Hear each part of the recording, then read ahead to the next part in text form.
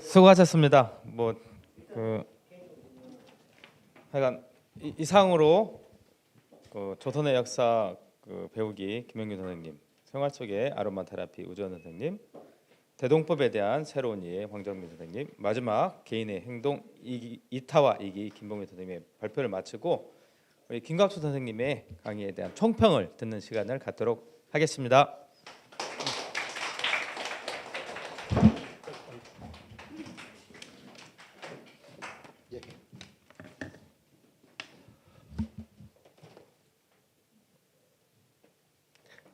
우리 백권대학 강좌가 지금 100강을 목전에 두고 있는데, 그러니까 지금까지 한 95, 6회, 그리고 조만간 미국에 이제 100강이 이루어집니다. 그러면 100강의를 했다는 것은 많은 주제를 다뤘다는 뜻이에요.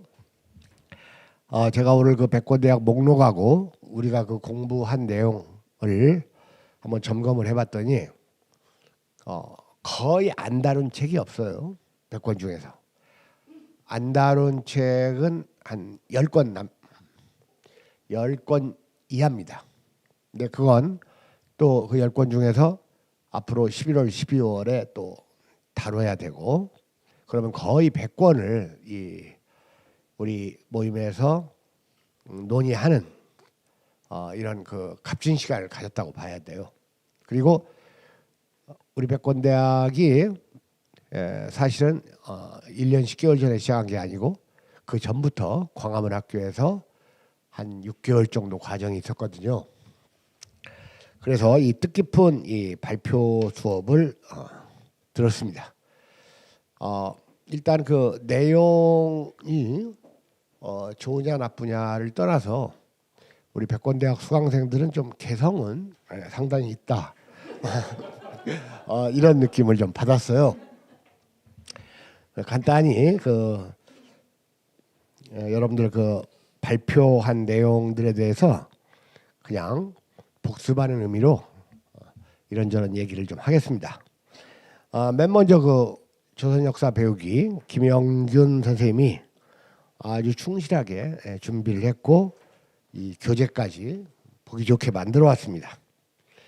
그래서 이 조선에 대해서 배워야 하고, 그 조선 왕조실록과 그 이성무의 그 조선 왕조사, 그리고 식민사관, 이런 이야기를 하면서 이제 실록, 조선 왕조실록의 그 중요성을 잘 말했습니다.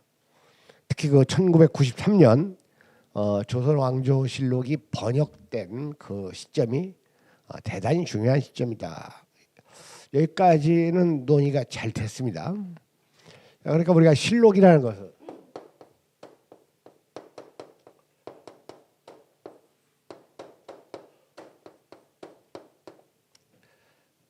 조선 왕조실록인데, 그러니까 조선 왕조실록을 중심으로 하는 조선 역사 연구가 이루어지기 시작한 지가 불과 얼마 안 된다 그겁니다. 그러면 실록이 뭐예요? 실록 뜻이 실록이란 말 속에는 팩트라는 의미가 있어요. 실자. 그래서까지 아주 뜻깊은 말씀을 해주셨는데, 거기다가 이제 본인이 이제 공부하신 거, 우리나라 그 왕위 계승의 문제, 그걸 또 한 주제로 넣었잖아요. 그리고 그 다음에 이제 그 대원군과 수렴 청정을 이야기해가지고 이 조선이라는 나라가 어떠한 그 통치 방식을 취했는가까지로 이제 논의를 확대했어요. 그런데 질문 중에 당연히 그런 질문이 나올 법했어요. 그 왕위 계승 이런 문제를 지금 왜 여기서 제시했느냐, 그런 질문이 나왔죠. 그거에 대해서 답변을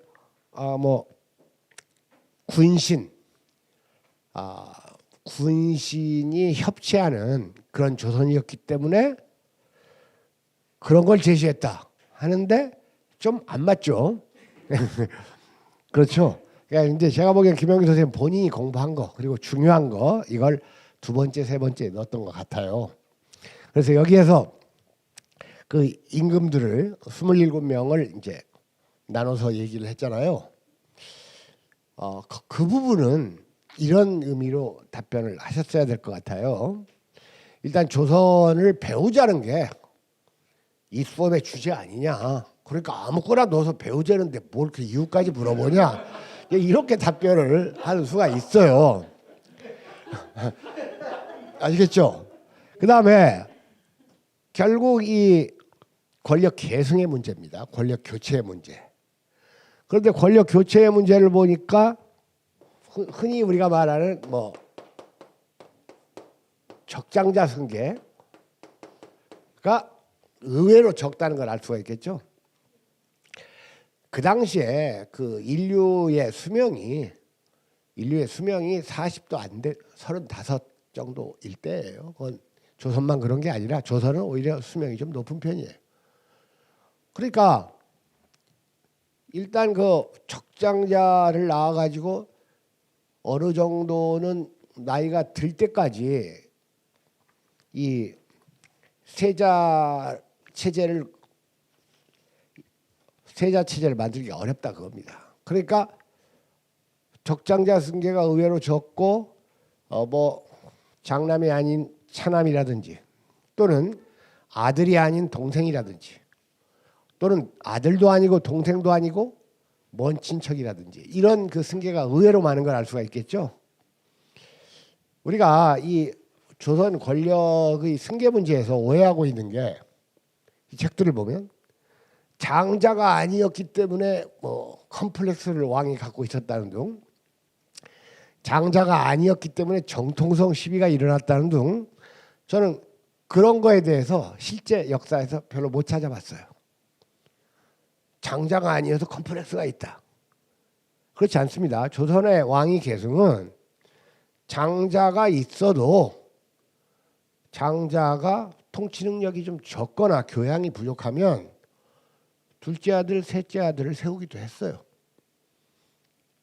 그런데 그 다음 왕을 세우는 과정에서 이 선왕의 뜻이 선왕은 살아생전에 이제 어떤 뜻을 좀 두기는 했겠지만 그 후계 왕을 정하는데 이 신료들의 역할이 컸던 건 사실입니다. 그렇기 때문에 군신이 이 협치하는 시대임을 보여주는 한 사례는 돼요.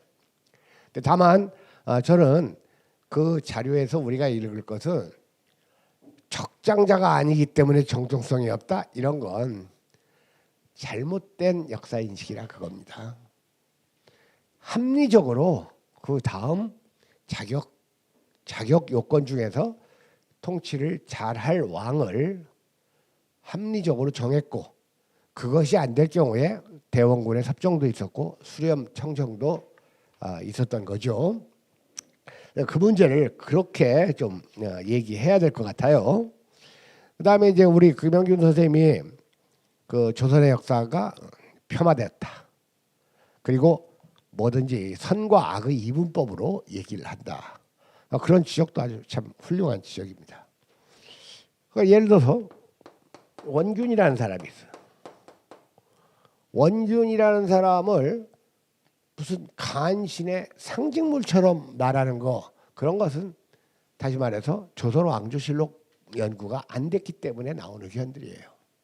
어쨌든 원균은 이순신, 권율과 함께 임난을 극복한 3대 공신으로 추승된 사람이에요. 그러니까 역사 공부도 제대로 안 해놓고 원균을 예를 들어서 IT 전문가 김인성이 원균을 막 이 간신의 대명사처럼 얘기하더라 그겁니다.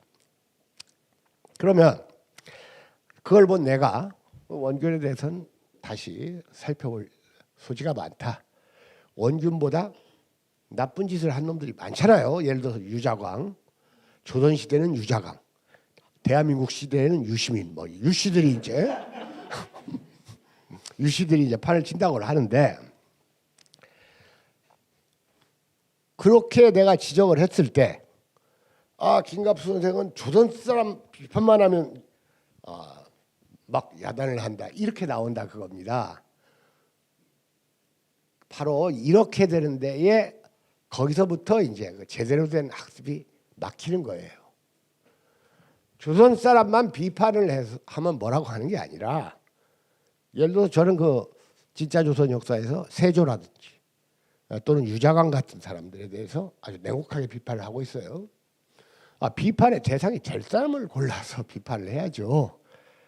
그러니까 정확한 역사가 안 되는데, 정확한 역사 공부가 안 됐기 때문에 잘못 얘기하는 걸 지적하면 김갑수는 조선 사람만 욕하면 야단한다 이렇게 사람을 모함한다 그겁니다.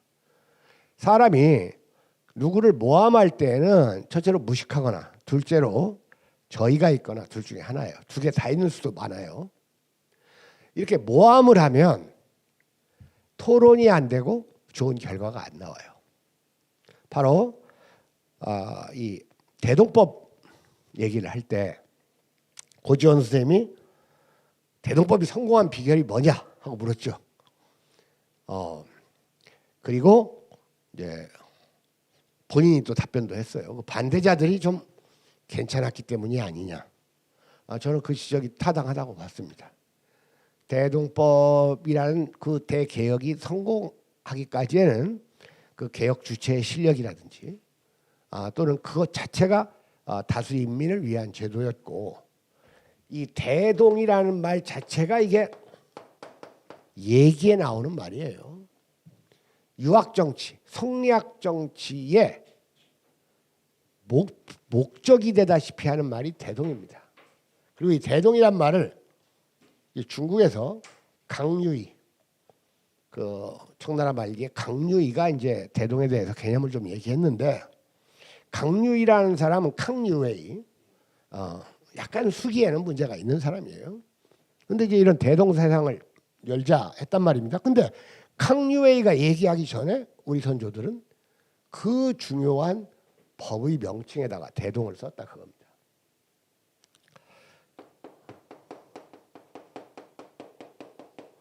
자, 이런 걸 표방하는 정치 집단이 있어요. 그런데 이런 건 참 황당한 거예요. 벌써 사람 사는 세상을 만들자. 이건 지금 사는 사람들이 사람 대접을 못 받고 있다는 것을 전제로 해가지고 선동하는 게 있습니다. 그리고 괜히 멋을 부리는 말이에요. 사람 사는 세상 아닌 게 어디 있어요. 그러니까 이게 말은 좀 사람다운 사람이 사람답게 대접을 받자 이 뜻인데, 이런 말 속에는 자기 비하가 있다 그겁니다. 전제돼 있어요. 그냥 이러면 그냥 차라리 여기다가 함께 사는 세상을 만들자 이러면 훨씬 더 뜻이 명확해지죠. 바로 이 함께 사는 세상이 대동입니다. 반대를 하더라도 바로 이러한 대동 정신이 반대자들에게도 있었고 찬성자들에게도 있었습니다. 그래서 아까 얘기했던 그 김집을 비롯한 반대하는 사람들은 자기와 반대편의 의견을 가진 찬성론자를 모함하지 않았다 그겁니다. 그 의견에 반대하고 그 다음에 그 시기상조론이나 비현실성을 말하면서도 자기의 반대편에 있는 사람을 실제로 대동법을 몰아가려면 반체제론자로 얼마든지 몰아갈 수 있었어요. 그런데 그런 걸 안 몰아갔다 그겁니다. 그리고 실제로 이 대동법을 시작했던 주체들의 도덕성이 반대했던 사람들의 도덕성보다 높지도 않아요. 그들이 살아온 삶이. 그러니까 반대론자들의 도덕성이 찬성론자들의 도덕성보다 나으면 낫지 못하지는 않아요. 그런데도 저놈들은 나쁜 놈들이야, 나라를 망하게 하려고 해, 이런 식의 반대를 안 했다 그겁니다. 왜? 대동이라는 정신에서 이 대동법을 만든 주체나 그거에 반대한 사람이나 그 큰 틀에서 논의를 부단히 했고, 두 번째로 대동법을 시행하고자 했던 사람들은 도덕성보다는 실력이 있었던 사람들이에요. 그러니까 바로 그런 답변을 할 수가 있겠죠. 그 시행 주체의 실력, 그리고 반대자들의 그 유학 정신, 이런 것이 있었던 겁니다. 그러니까 우리가 토론과 논쟁을 할 때 제일 중요한 게 상대를 모함하는 일을 하지 말아야 돼요. 그 의견을 정확하게 논리적으로 비판하고 반대를 해야 되는데 자기와 반대되는 사람을 공격하는 쪽으로 논박을 하잖아요. 자기가 반대된 얘기, 예를 들어 웬 마르크스주의자가 마르크스를 비판하면 그 비판하는 의견을 가지고 얘기하는데 마르크스처럼 비판하는 건 빨갱이 머리 하는 놈이야, 뭐 이런 식으로 얘기하면 그건 끝나는 겁니다. 학문적 토론이. 그래서 이제 조선 역사니까 이 대동법에 대해서 새로운 이해, 벌써 제목부터가 이게 대단히 심화된 전문적인 제목이에요. 황정민 선생님 발표. 그죠? 왜냐면 대동법이 뭔지도 잘 모르는데 이거에 대해서 이해가 없는데 새로운 이해를 해? 이건 상당히 어려운 거 아닙니까? 그죠? 그리고 실제로 제목에 맞게 그 광해군이라는 군주가 무슨 대동법에 찬성했던 것처럼 회자되어 온 잘못된 역사적 사실을 또 영화를 통해서 지적도 했고, 그 다음에 이 찬성과 반대의 실상을 얘기도 했고, 그 다음에 주작 얘기도 했죠. 그래서 상당히 심화된 주제, 어려운 주제에 도전을 했고, 이 정도면 상당히 전문적인 발표를 했다고 생각을 합니다. 다만 아까 그 반대하는 사람들이 좀 괜찮았기 때문에 성공하지 않았느냐, 하나의 그 의견으로 성립될 수 있습니다. 그런데 이제 아마 그 문제까지는 조금 생각을 좀 못 미친 것 같아요. 그리고 이제 그 또 질문 가운데 뭐가 있었습니까? 초기에는 부세 제도가 그렇게 좋았는데 왜 중기로 갈수록 피해가 많이 생겼느냐, 이거 질문하셨죠? 그건 그 뭐 크게 말하면 역사의 법칙입니다. 시간이 흐르면 아무리 좋은 제도도 상황에 맞게 바뀌어야 돼요. 크게 말하면 그런 건데, 또 여기에는 아까부터 이제 그걸 구체적으로 얘기하면 원래 조용조 하면 조가 주가 돼야 돼요. 앞에 조가. 그렇죠? 근데 마지막에 나온 조, 이른바 특산물이라고 하는 거, 이런 것들이 시간이 흐르면서 얘기를 했죠. 시간이 흐르면서 예를 들어서 아까 그 명태 얘기를 했잖아요. 동해바다에서 나는 명태가 러시아로 가버렸어. 이런 이제 그런 변화도 생겼고, 그런 변화에 대처하지도 못했지만 갈수록 이 세금을 대납하는 사람들, 세금 대납업자들의 횡포가 커졌던 거예요. 그런데 얘들이 횡포를 점점 크게, 말 그대로 갑질을 점점 많이 한 이유가 어디에 있냐면 얘들이 권력자들과 결탁이 돼 있었기 때문에. 지방 토호 그리고 중앙의 그 아주 그 부패한 그 중앙 관리들하고 이 한 패거리였기 때문에 대납을 하는데 어느 정도껏 해야 될 거 아닙니까? 말 그대로 세금을 대신 내주면 수수료를 받잖아요. 수수료. 그게 수수료 선에서 머물러야 되는데 점점 그 수수료를 높여갔다 그겁니다. 심하면 이 물건값은 1인데 수수료를 90%까지 이렇게 받는 이런 현상이 생기니까 제도가 모순될 수밖에 없었죠. 그렇기 때문에 이제 원래 대납이고, 그 다음에 이제 우리가 얘기하는 이 방납, 이 방납이라는 건 그런 거예요. 이건 정식 명칭이 아니고 대납이 정식 명칭인데, 자기가 예를 들어서 이제 표범 가죽을 너희 고을에서 내라. 표범 가죽이 그 고을에서는 잡을 수가 없어, 표범을. 그러면 이제 다른 지방에서 표범 가죽을 가져와 가지고 가격을 부를 거 아닙니까? 그러면 합리적으로 얼마 드리겠습니다 하면 그 합리적인 선에서 해결이 돼야 되는데, 야 인마 네 건 안 받아, 네 세금은 대신 안 내줘, 이런 식으로 나오는 게 박납이에요. 납부를 방해한다 그겁니다. 납부를 방해한다. 그러니까 대납의 폐단이 아니고 이제 방납의, 그러니까 방납 그러면 이건 폐단을 뜻하는 말입니다.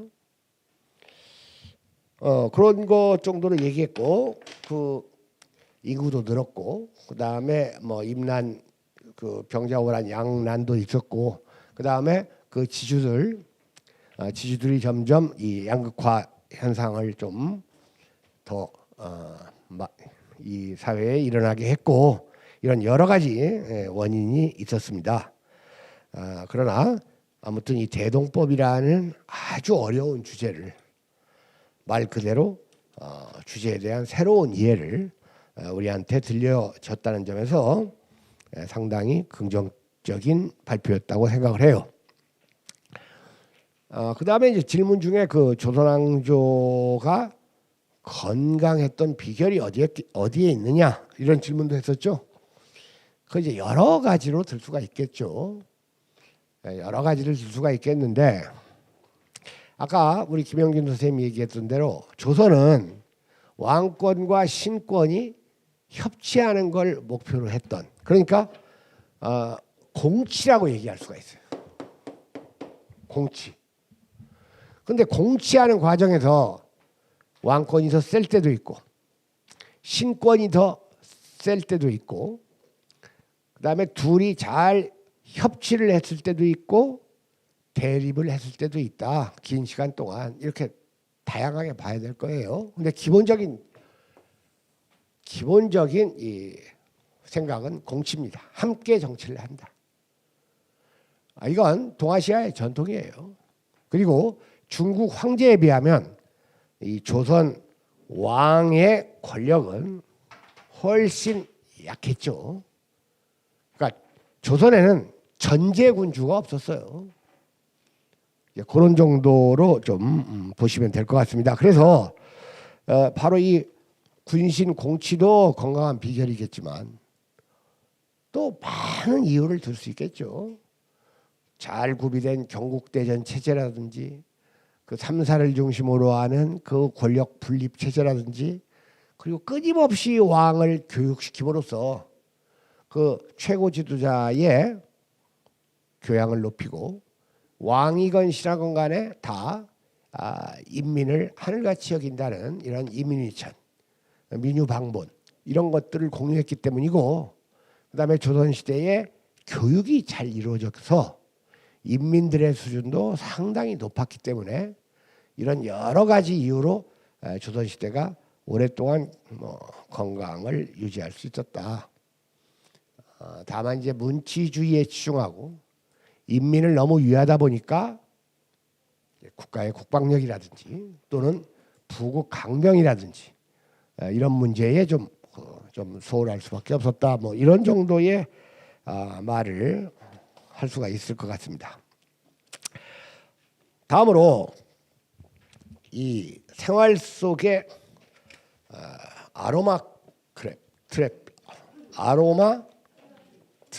테라피죠. 그러니까 테라피라는 것은 이건 치료법이라는 뜻이죠. 그리고 아로마는 향이라는 뜻이죠. 이 아로마 테라피, 뭐 향기 요법이라고 얘기할 수가 있는데, 이건 대단히 광범위하고 유구한 전통을 갖고 있는 그 치료법이에요.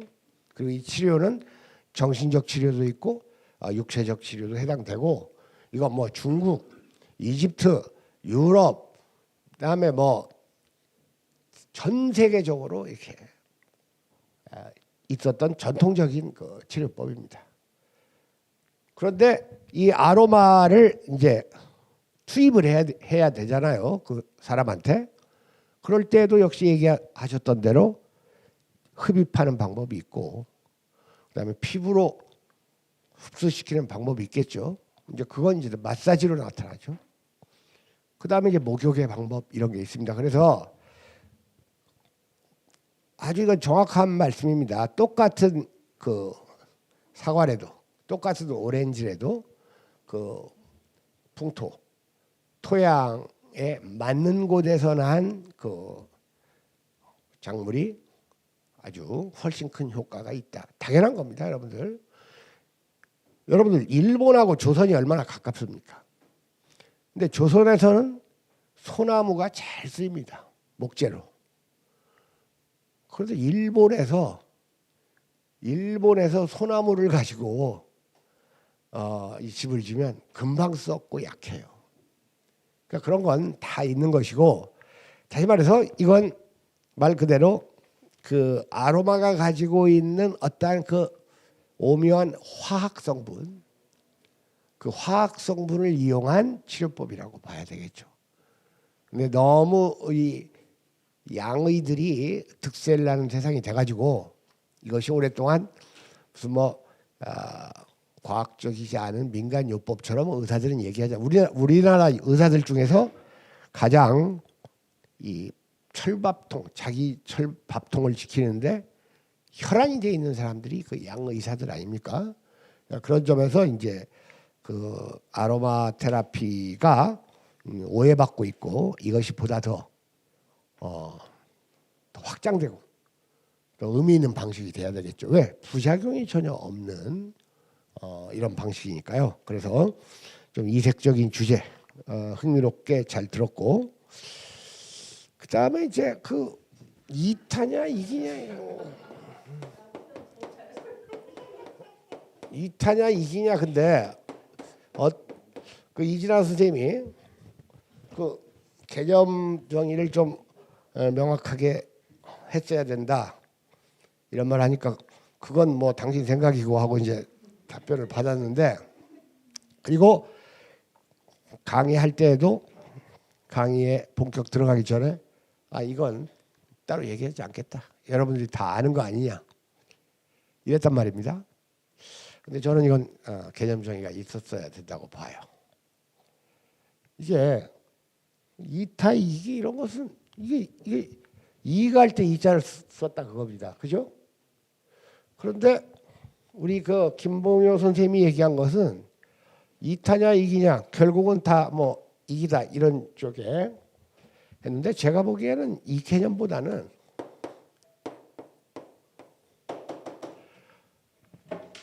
우리의 행동은, 개인 행동은 타인을 위해서 하냐 자기 자신을 위해서 하냐고 위타의 개념, 위기의 개념으로 얘기를 했어요. 사람은 누구나 자기를 위합니다. 그러나 그 자기를 위하는 정도가 지나쳐서 그 공동체의 합의를 깨는 수준,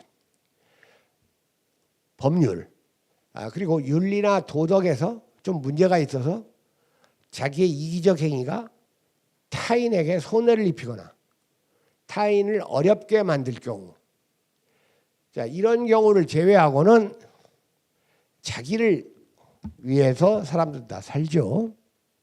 그러니까 아주 지당하신 말씀을 했어요. 사람은 사실 우리 그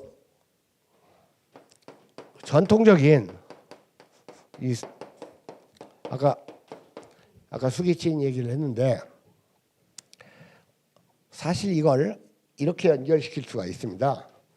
수기는 이기 쪽의 얘기고, 위기, 위타, 이 치는 위타 쪽의 얘기라고 볼 수가 있습니다.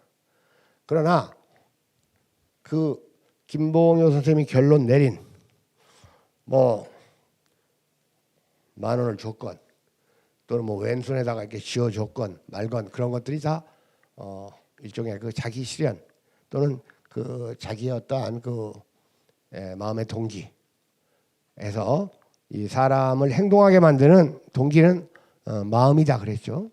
그걸 뭐 의지라고 봐도 좋고, 그런데 그게 다 이타적인 건 아니고 이기적인 거다. 그건 뭐 부정할 수 없는 사실이죠.